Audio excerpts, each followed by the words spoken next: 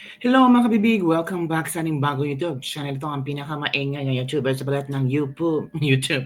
Ako si Kabibig, maglebak-lebak na tayo with evidence. Naku po, Jensan Alianza Rally. Hindi natutuloy o hindi natuloy na kansila ni BBM dahil si BBM daw ay na-hospital di umano. Talaga? Totoo kaya chismis na yan mga kabibig? Nako, grabe talaga machismosa tayo. Yun daw ang chika-chika mga bibig.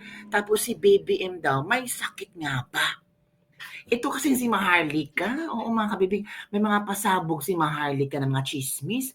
Allegedly naman ang sinasabi ni Maharlika, meron daw siyang puting ahas na sa kanya na meron daw di umano na si BBM daw dinala sa ospital ayon kay Maharlika. Ano kaya ang katotoong kabibig? So eto kabibig ha, panoorin natin ang video na chinika ni Maharlika. O eto kabibig, totoo kaya ito, no? People are wondering, nasaan si BBM? Totoo kaya na na-hospital? Na kidney daw? Okay, talaga. Allegedly, si Bangag ay isinugod sa hospital. So gaano katotoo na Bangag dahil sa kidney problem mo ay isinugod ka sa hospital? Totoo kaya Kasi ito? the few days ago, puffy yung mukha mo eh. Parang hinahabol ka ng hininga, naghihingalo ka. Eh, hindi naman imposible yan. Kasi nga, pag nada-addict ka, any moment, pwede kang ma-OVD. Katulad nung mga nakaraan, ng mga pangyayari, di ba, sa mga kaibigan nila. Allegedly, si Bangag ay isinugod sa hospital. So gaano katotoo na Bangag dahil sa kidney problem mo ay isinugod ka sa hospital? Kasi the few days ago, puffy yung mukha mo eh. Parang hinahabol ka ng hininga, naghihingalo ka. Eh, hindi naman imposible yan. Kasi nga, pag nada-addict ka, any moment, pwede kang ma-OVD. Katulad nung mga nakaraan, ng mga pangyayari. Totoo kaya itong mga chismis ni Maharlika, mga kabibig, no? I was wondering sino bang nag-tweet kay Maharlika or nagchika-chika ka mga kabibig? Diba? So, kung totoo man ito, pero yung ibang netizen nagsabi, hindi yan totoo kasi si BBM ay naka-attend sa tawag dito, sa Alianza Proclamation Rally sa Antipolo. No? So ito daw ang ebidensya ng mga loyalista na nag-attend si BBM sa Alianza. Yung pagbulgar ni Maharlika, fake news daw yun, panira lang daw. O ito na. Ferdinand R. Marcos Jr. Ano daw ito sa Antipolo City? Diba?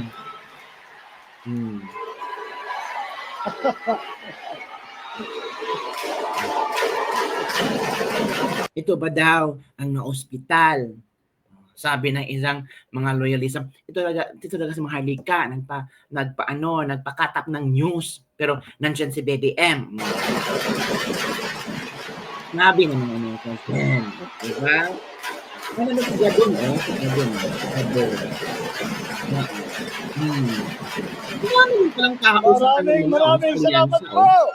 Magandang gabi po, Rizal. Magandang gabi, Antipolo. Antipolo.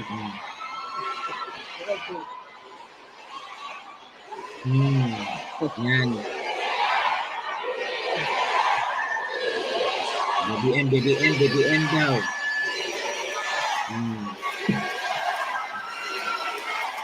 O, diba? Pero mga kabibig, nagtataka din ako. Ano yan kabibig? Kasi may isang doktor, nag-post siya ba? Si Gabay sa Kalusugan ni Dr. Gary C. Si Dr. Gary C, mga kabibig. Sabi ni Dr. Gary C. I-share ko sa inyo ha, masabihin nyo naman gawa-gawa ko to. Sabi ni Dr. Gary C. Ito ang kanyang post mga kabibig. Yan o.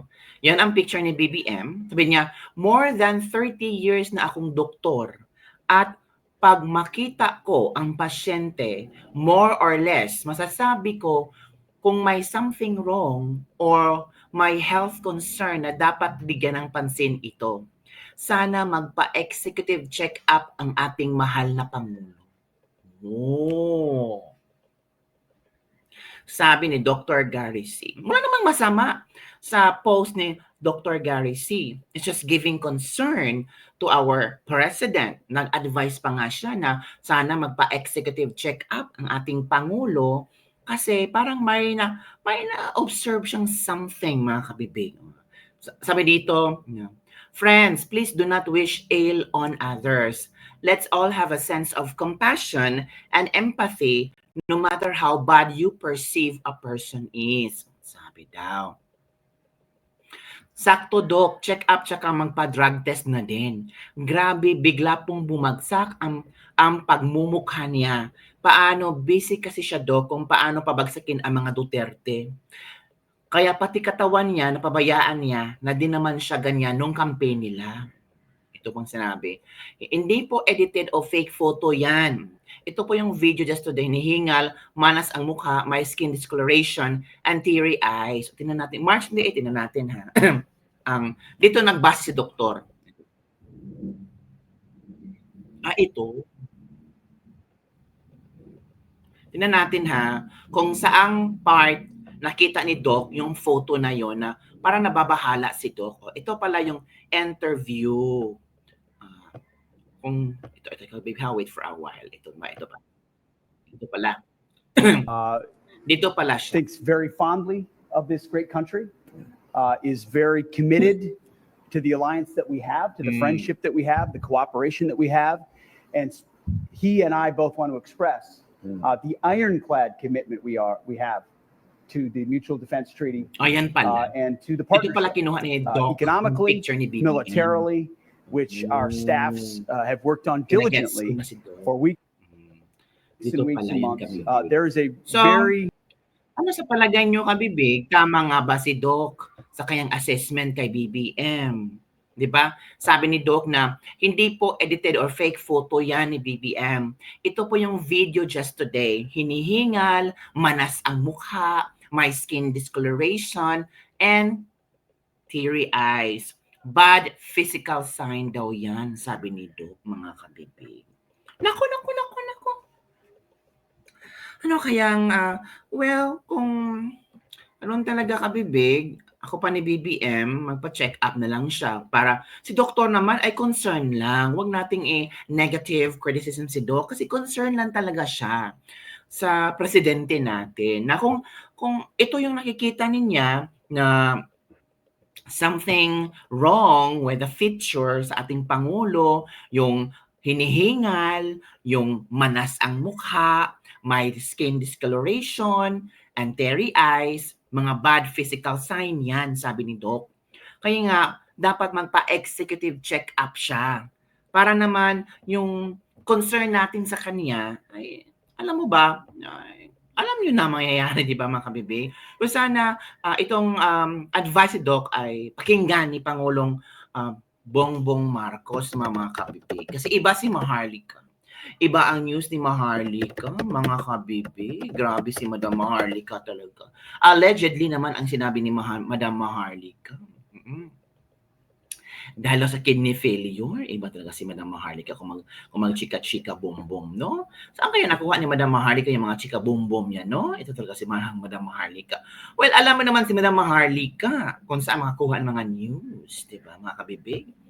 Ay, nako mga Kabibig, wait na lang tayo kung ano ba talaga ang katotohanan. But so far, nung sinabi ni Maharlika na si BBM ay na hospital, that day din, si BBM nag-attend sa Antipolo na proclamation rally or rally, election rally, mga Kabibig. Diba? So, ano sa palagay nyo?